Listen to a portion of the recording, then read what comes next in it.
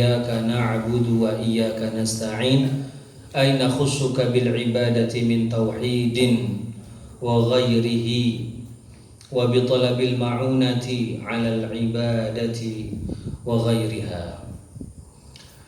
Ini adalah ayat yang kelima dari surat Al-Fatihah. Iyyaka na'budu wa iyyaka nasta'in.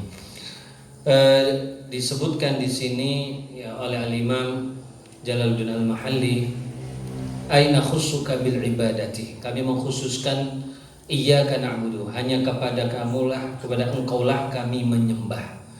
Di sini di dalam pembahasan nahwu biasa disebutkan iyyaka ini adalah ma'mulnya yang muqaddam, yang didahulukan, hanya kepadamu.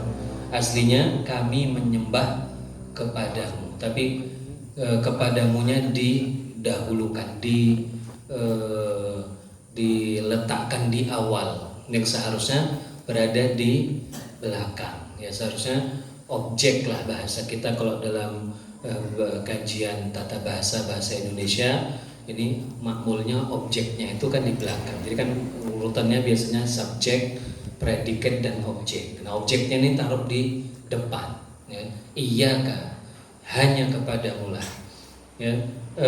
Penggunaan seperti ini di dalam bahasa Arab ada fungsinya, ada maknanya, yaitu lil hasr wal ikhtisas, untuk pembatasan. Ya istilahnya hanya kepadamu lah, ada pengkhususan. Ya, kepada Allah Subhanahu wa taala kita menyembah. Ya. Kalau ditaruh di posisi yang biasa, penekanan itu masih kurang. Jadi kalau dalam posisi biasa kita terjemahkan kepadamu, ya, kepadamu, kami menyembah kepadamu. Itu ungkapan yang biasa. Jadi nggak ada kelebihan atau keistimewaannya. Tapi ketika diletakkan di depan, di awal, hanya kepadamu, ini ada penekanan di situ. Dan ini sesuai dengan yang memang seharusnya yang diharapkan dari kita, bahwa hanya kepada Allah Subhanahu wa taala kita menyembah, bukan kepada yang lain. Ya, menyembah dalam arti menghambakan diri kita, menghinakan diri kita di hadapan Allah Subhanahu wa taala. Ya, na'budu dalam bahasa Arab berasal dari kata abada ya'budu. Ya, artinya adalah thariqun muzallal, jalan yang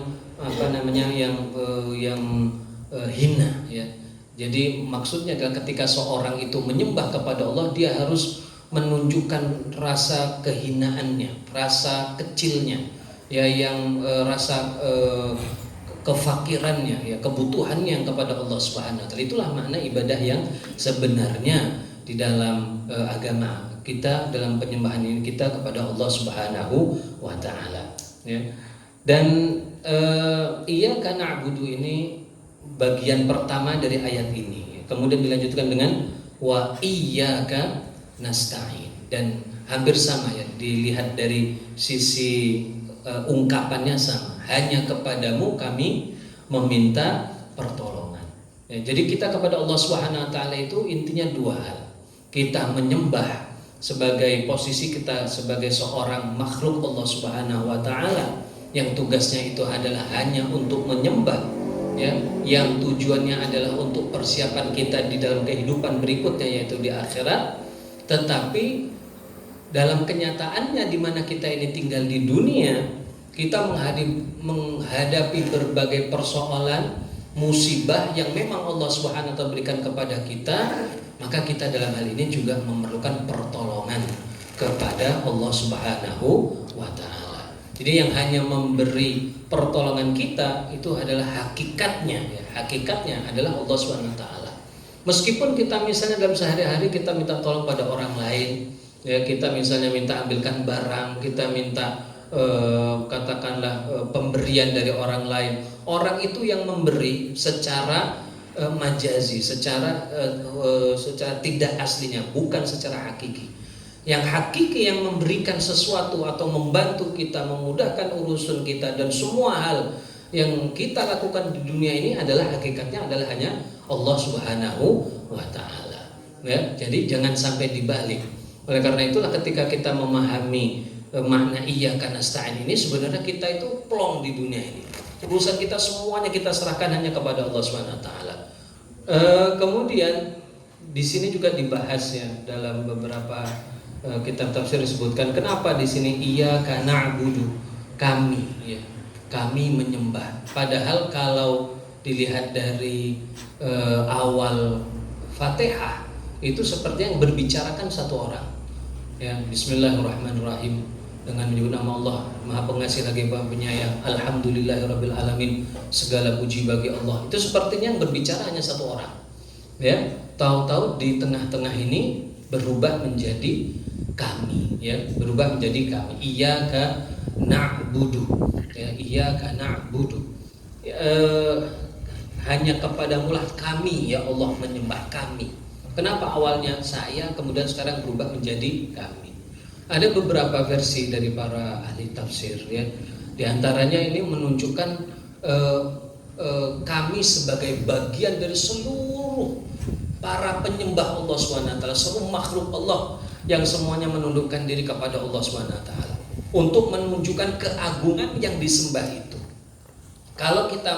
Kalau di sini menggunakan kalimat saya menyembah, hanya kepadamulah ya Allah aku menyembah, itu kayaknya ada sesuatu kesombongan di dalam ucapan orang itu, adanya kebanggaan ya, maka ketika dia merupakan bagian yang kecil dari hamba-hamba Allah Subhanahu wa taala yang sama-sama menghambakan diri kepada Allah Subhanahu wa taala, maka ya itu akan lebih dekat untuk dikabulkan. Karena ini bagian dari hukum ya di dalam syariat kita. Semakin seorang itu merendahkan dirinya, semakin orang itu merasa kecil, semakin orang itu merasa di bawah, rendah ya di hadapan Allah Subhanahu wa taala, maka semakin memberikan kemungkinan semua keinginannya, harapan itu akan dikabulkan oleh Allah Subhanahu wa taala. Ya, semakin dia merendah, semakin dia akan dicintai oleh Allah Subhanahu wa taala. Tetapi sebaliknya semakin dia menunjukkan tingkat dirinya, kebanggaannya, kesombongannya semakin tinggi, merasa hebat dia, disitulah justru Allah Subhanahu wa taala akan menjatuhkan orang tersebut. Ya, man tawadha'a lillahi rafa'ah, dalam sebuah hadis. Barang siapa yang menundukkan dirinya kepada Allah Subhanahu wa taala, maka Allah akan tinggikan orang tersebut.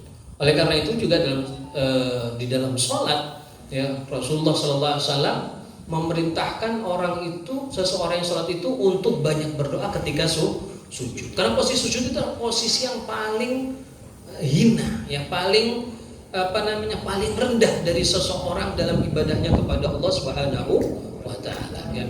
Aqrabu ma yakunul 'abdu min 'abdihi wa huwa sajid. Posisi yang paling dekat seorang hamba kepada Tuhannya ketika dia rendah. Ya, padahal kan dalam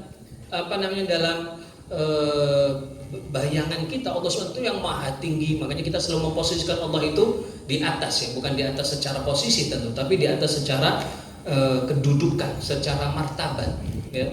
Nah, ketika Allah SWT adalah posisi yang sangat tinggi dalam kedudukannya, maka ketika kita merendahkan diri kita, ketika itulah yang lebih dekat posisinya seorang hamba itu kepada Allah Subhanahu wa taala ya.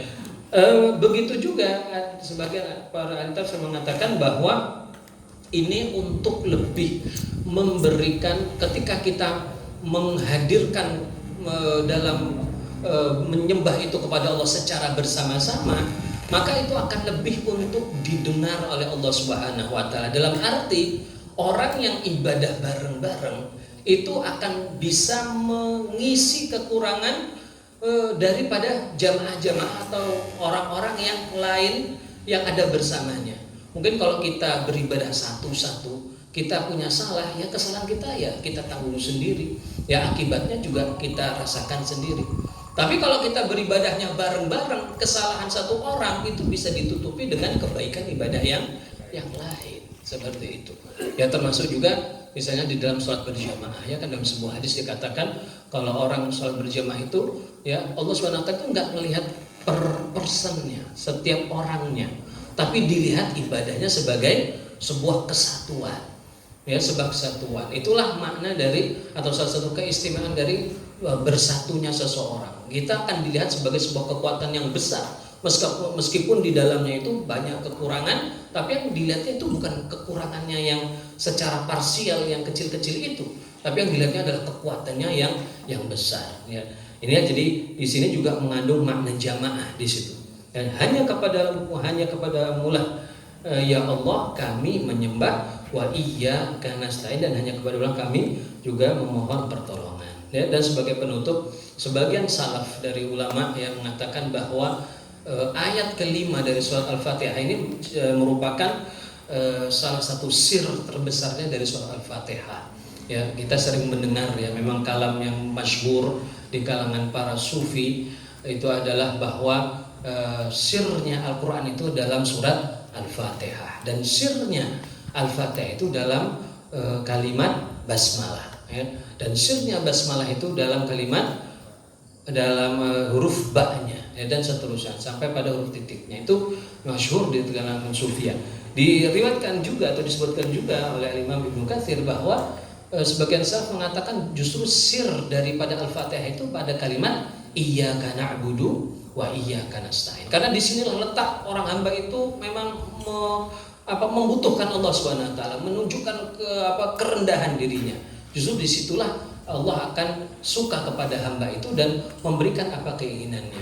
Dan ini juga ya mungkin yang Al-Imam Al-Ghazali dalam Al-Ihya, beliau mengatakan kalau seorang itu di dalam sholatnya tidak bisa khusyuk, paling tidak ya di dalam di dalam membaca Al-Fatihah itu dia khusyuk pada ayat ini saja. Gitu. Kalau dia sulit untuk menghadirkan fokus ya dalam semua bagian sholat, ya paling tidak ada 3 tempat yang beliau sebutkan. Salah satunya untuk Al-Fatihah ini adalah dalam kata iyyaka na'budu. Jadi ketika iyyaka na'budu itu hadirkan, memang kita lagi sholat sedang meminta kepada Allah Subhanahu wa taala. Jadi oleh karena itulah iyyaka na'budu ini adalah salah satu bagian terpenting ya di dalam surat Al-Fatihah yang menunjukkan kita sebagai hamba Allah yang rendah, ya sebagai hamba Allah yang yang sangat membutuhkan kepada Allah Subhanahu wa taala, sehingga disitulah ya setelah kita mengaku yang menyatakan diri sebagai seorang yang lemah, yang rendah, baru permintaan kita akan dikabulkan. Apa permintaan kita yang akan disebutkan dalam ayat berikutnya? Ya, dalam Al-Fatihah yang kita minta itu cuma yang ada di ayat 6 itu, yaitu kalimat ihdinas siratal mustaqim. Yang kita minta itu hanya saja. Ya, tapi insya Allah itu akan kita bahas pada pertemuan yang akan datang, karena sudah cukup malam ya, dan sudah capek. Mungkin masih ada beberapa hal yang harus kita lakukan. Persis sekarang sudah jam 11.00 ya. Insya Allah yang dikit ini bisa bermanfaat bagi kita semua. Semoga Allah Subhanahu wa taala meridhai kita semua, meridhai jamiah kita. Semoga kita bisa bersatu, berjalan bersama ya, seperti yang tadi sudah disampaikan oleh Mbah Yai Soleh dan Mbah Yai Isom ya. Semoga kita bisa memahaminya dengan baik ya, dan kita dengan bersatu ini insya Allah Allah akan lebih memberkahi jamiah kita dan jamaah kita. Demikian dan rahimakumullah. Mohon maaf atas kekurangan. Aku qouli hadza astaghfirullah li wa lakum wallahu muwaffiq li aqwamit thoriq. Wassalamualaikum warahmatullahi wabarakatuh.